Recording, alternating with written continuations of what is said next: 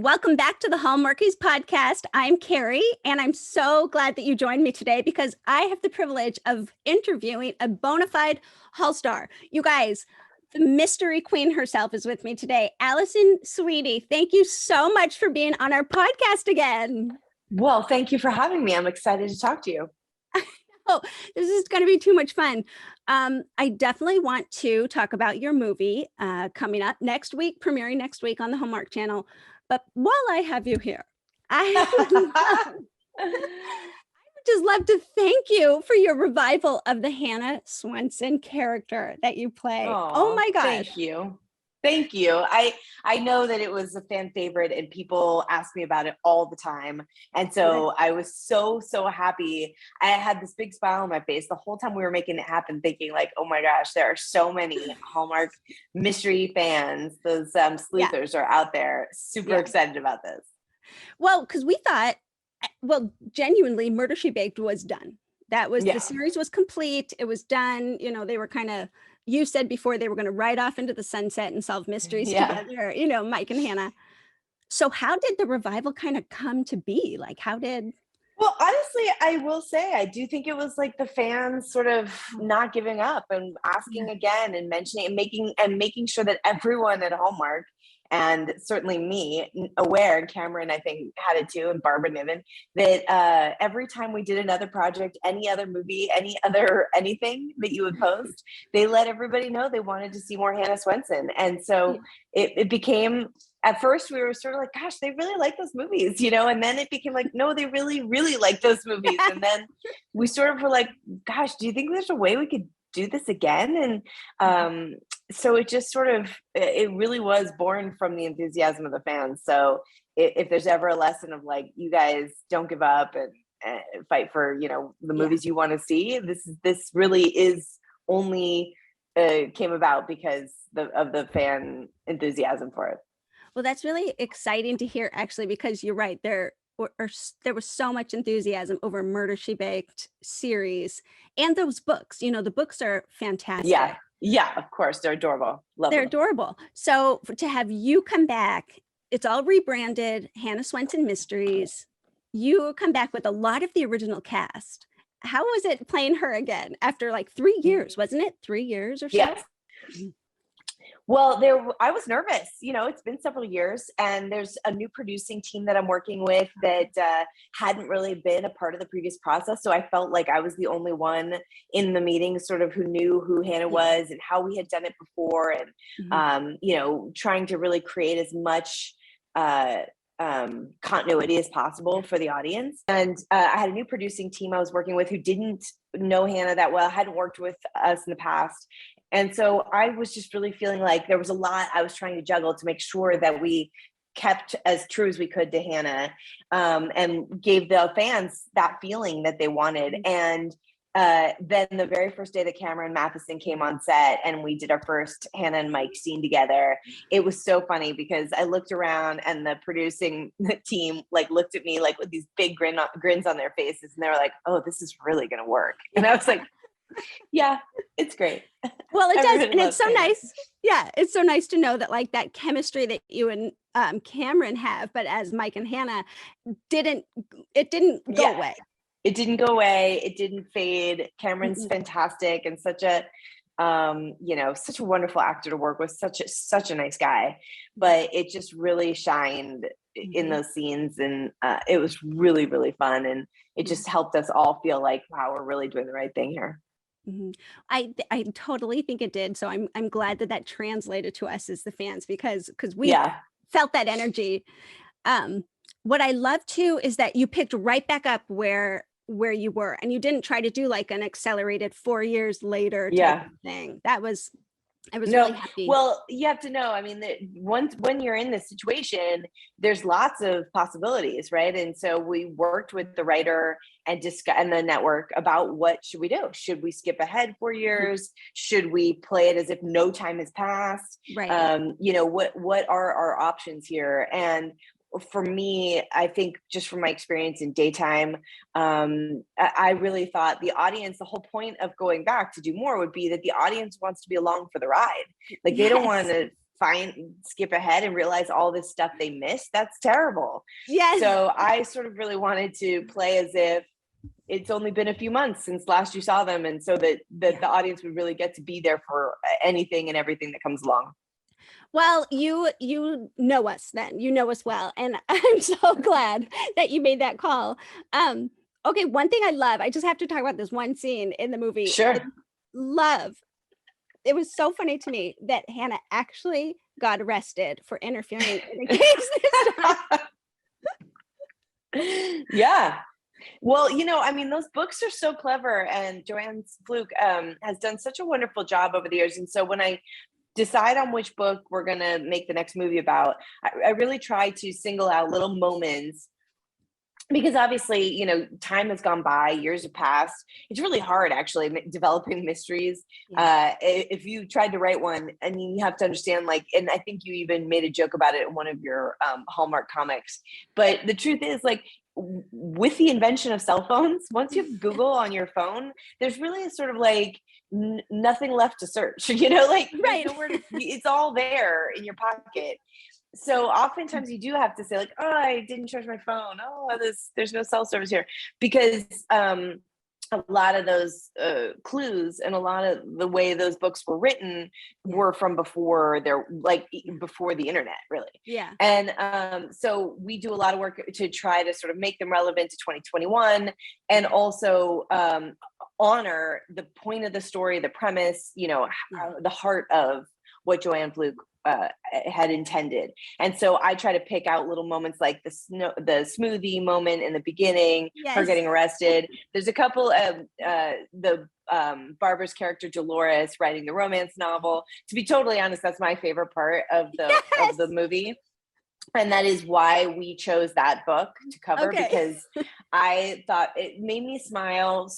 Every time I thought about it, the idea that Dolores wrote a romance novel about Hannah's love life is just so funny to me. And I think that was even maybe my whole pitch to the network when I was like, well, we should do this one. I think it's called Cream Puff Murder. And I was like, Dolores writes a romance novel about Hannah's love life, and Hannah doesn't know it. And they were laughing. I was like, need I say more? Right. So that was my favorite part. Yeah, I loved it. Also, getting to dress up in costume was really exciting. Exactly. Getting to dress up in costume was so fun. I mean, it's even just to see the previews for what was going to come. We were like, what are these Regency romance costumes? Yeah. And where do they come? How does that figure into the story? Yeah. Exactly. And the way Barbara Niven's character, Dolores, manipulates the whole thing and, tells the three of you it's a costume party when it's not. It's not a costume. Exactly. Wait a sec. And then they get there and no one else is in it. And no one else. It was really fun. So, something else to mention is the character of Michelle is in all the books, which you must know as reading them. And so I was not a part of the decision of not having her in the first movies. So it was really fun for me to be able to, because we couldn't get the wonderful actress whom I love so much, Lisa, to play Andrea. I thought it was a really good opportunity to bring Michelle back into the story, and hopefully down the line we can have both sisters in them, or we can make it work however we want. But Michelle really is a part of the family, and I think that character offers such a nice opposite, whereas Andrea is much more like Dolores Jr. Yes. Right. Michelle was definitely the black sheep of the family, and she's not into the games that the sisters play to try to humor their mother. And so that was a really fun character to incorporate. I like the addition of Michelle because she makes sense in the family in that, Andrea has a part of Hannah, but Michelle has a part of Hannah too, your curious side and stuff. So to see you two team up together was really fresh, really fun. So she was great. Yeah, Tess did a great job.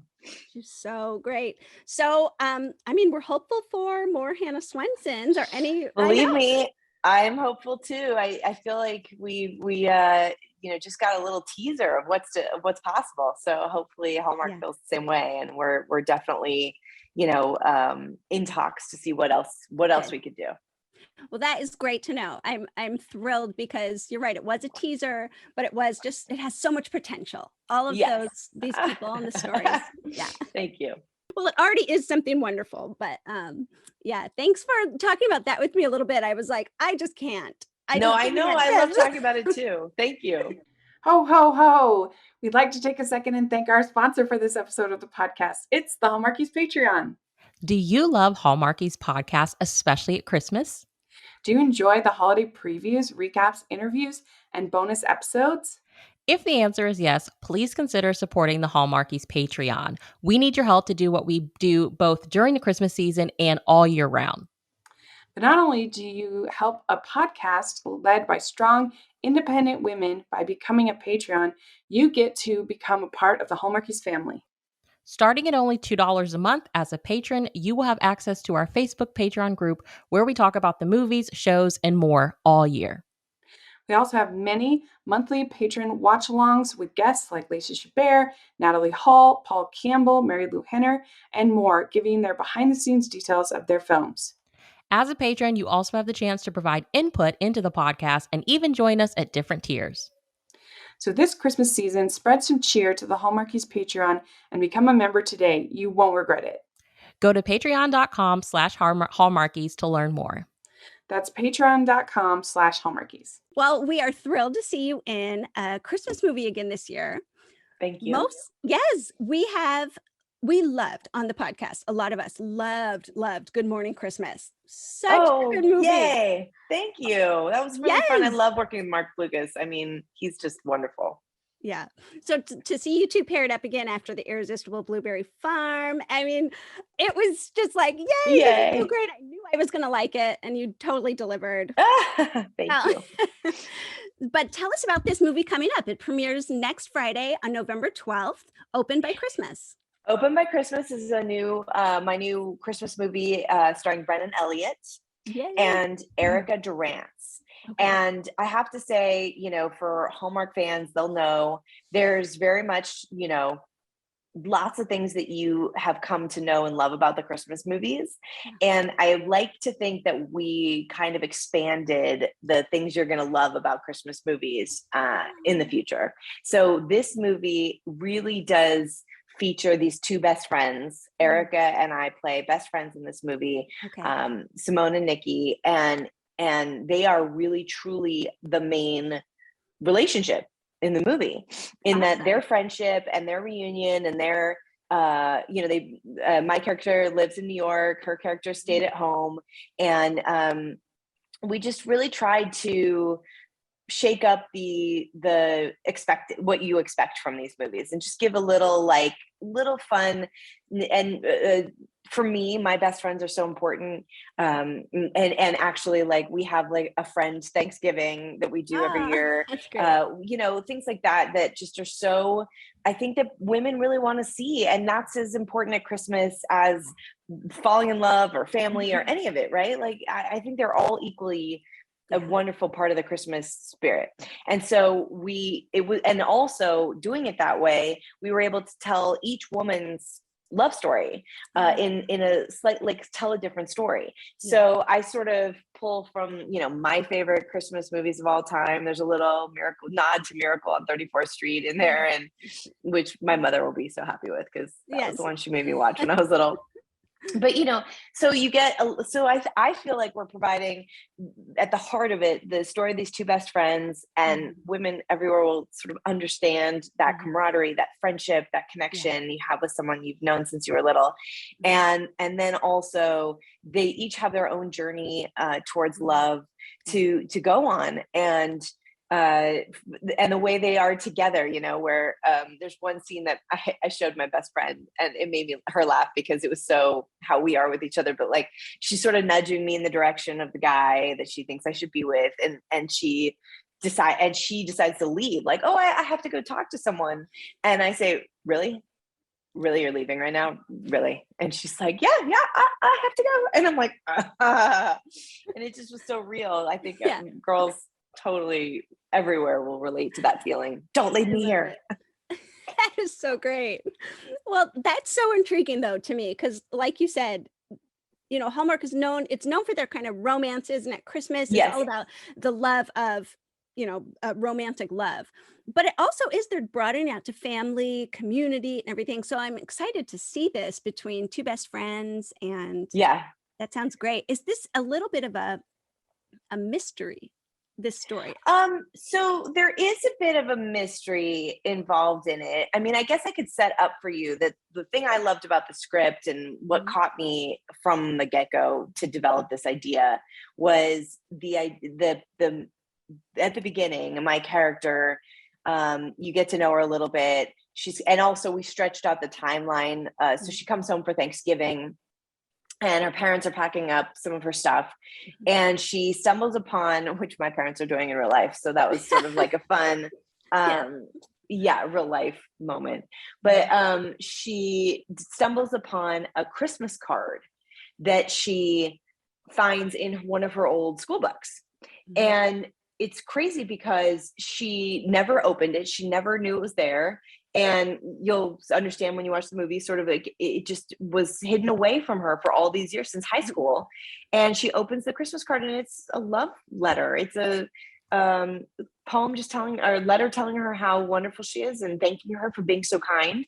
And then there's a quote from Shakespeare on the other side and on the other page, but it's unsigned. Oh my goodness. And so so of course it's been a long time. So she feels sort of weird about, like, how could she not know? I think she really feels for her teenage self. I wish I had received this letter then. I really needed to know. She felt so alone. And, I think a lot of kids relate to, or adults relate to, feeling ostracized or outside of the group in high school. So she definitely has those feelings too. And so this letter really would have changed her at 17, it would have made a big difference. And she really she hurts for that girl that didn't get this letter. Yeah. But then there's sort of the fun, of course, her best friend steps in and is like, well, you got to find him. And she says, what are you talking about? I can't, this was 20 years ago. Like, I can't find that. And she's like, of course you can. And so they go through a bit of a mystery investigation to, a little Nancy Drew to figure out who wrote her that letter. And just as a side note for my Days of Our Lives fans, the quote we used from Shakespeare is actually from Romeo and Juliet. And it is a quote that my favorite, I used to be a fan of Days of Our Lives before I got the job, before I started working there. And my favorite couple on the show was a couple named Jack and Jennifer. And in the 80s, they had this beautiful love story. And in the storyline, he quotes this quote from Romeo and Juliet to her. I remember the scene. I was in high school when I watched it. I had it on my notebook. I had pictures of them on my notebook in high school. It took me a long time when I got to know them as professionals before I admitted any of this to them. But like, that quote still meant something to me. And so we were talking in this pitch meeting about what quote should it be? Oh, should we write something? Should it be something famous? And I said, well, I know a quote from Shakespeare that would like fit perfectly here and happens to mean a lot to me. And so I didn't tell them because I'm a big fan of Days for Life. Right. But they all liked it and it seemed really appropriate. And so we used it. And now I really hope that the Days fans get a kick out of it because it really did come from the heart for me. Well, they'll catch it. I know that they'll catch it because there's so much within the fandom. You love those little Easter eggs moments. Yes, exactly. I love it. So I hope they'll feel the same way. And so that's the premise, that she has to, and of course her best friend Simone is encouraging her and helping. They went to high school together, so they sort of know some of the same boys, and they decide to take the Christmas season to like figure out who wrote the card. And then what I also like about it is that there is also the journey Nikki goes on of why does it matter to her so much, and does she, she starts to put like too much pressure on herself about it the way she did when she was in high school. So you kind of get the full picture of like her really going through something and learning something about herself and coming out the other side. It's really great. It offers a little of everything. I am so excited about that. Thank you for giving us some of those really great nuggets behind the scenes and things to watch for as we watch this movie. I think either you pick movies or you're able to have your hands in these movies that are just so interesting. They're just really great stories. I'm thinking of course, Good Morning Christmas and Time for You to Come Home for Christmas was kind of had a mysterious kind of element Yeah, to it yeah, as it well. definitely did. I loved that about that story. The producer on that one, Orly, had just crafted such a lovely, heartfelt mystery, I guess, about that gift and the watch, and it just really, it was wonderful to be a part of Yeah. that story. Actually, I found it so meaningful. Yeah, I think a lot of people did. And it's just fun to see you because I know you're a mystery fan as far as Yeah. a podcaster, a listener, and stuff. It's just fun to see you weave that into so many projects that you do for Hallmark. I know. And it's funny because I actually just pitched someone it was like really late at night and I was texting with a writer about something else entirely, about something Christmas related. And I was like, but what, I listened to this one podcast and what if it was like this? And they were like, oh my gosh, Allie, you like, I can't get enough of these and I want to incorporate them in everything. Listen, And though, we want this too. We want more Christmas mysteries. Like okay. the plum pudding mystery is a go-to for so many people because after Really? 40 Christmas countdown to Christmas movies that are lovely, you need a little murder. You need Yeah. a little mystery. Yeah. So we want more. We Okay. definitely do. Oh my gosh. I'm so happy to hear you say that because I got the feeling that wasn't I was being told that maybe that wasn't the favorite. So I'm gonna work harder at that then.